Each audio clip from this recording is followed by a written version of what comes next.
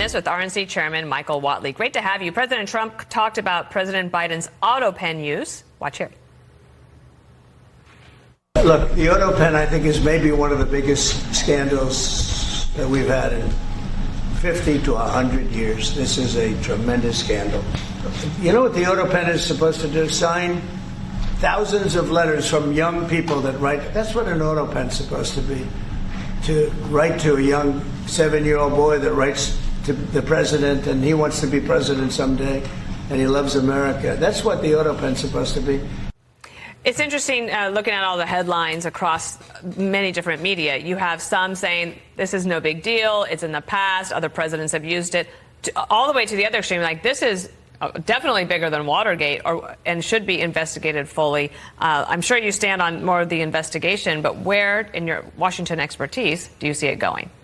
Well, look, I think the issue here is who was the president and how was the president operating, who was running the White House.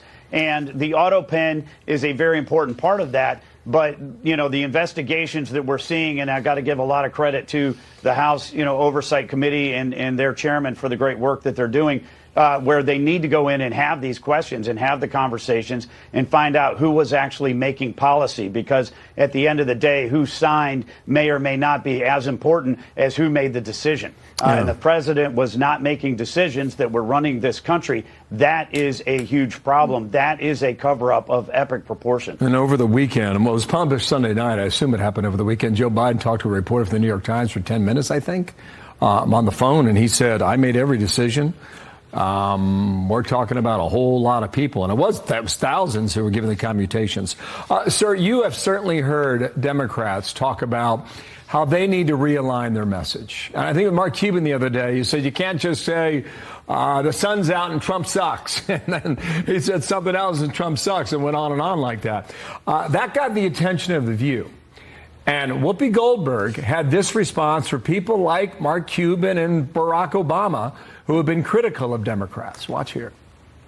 So let me remind everybody who was out in the front lines marching when we had the giant marches that went on. Nope. It was the people. Mm-hmm. The people went out. They were not navel-gazing. This has not been about Democrats laying back. This has been about y'all. This has been about y'all, because their messaging was always the same. This has been about y'all because their messaging was always the same. How do you hear that in a political sense? Well, I'm glad that Whoopi has decided to step up into the leadership of the Democratic Party, and that she is in line with Jasmine Crockett and AOC and Bernie Sanders and the rest of the team right now, taking that party further and further and further to the left and further away from the American people that the party says that they represent. The fact is the Democratic Party has learned zero lessons coming out of 2024.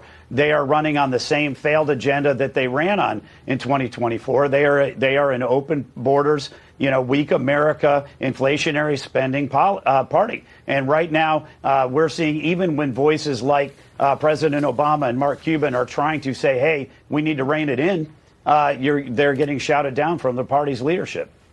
All right, Michael Whatley, thank you for joining us today. Have a good day. Thank you. Certainly. Thank you, sir.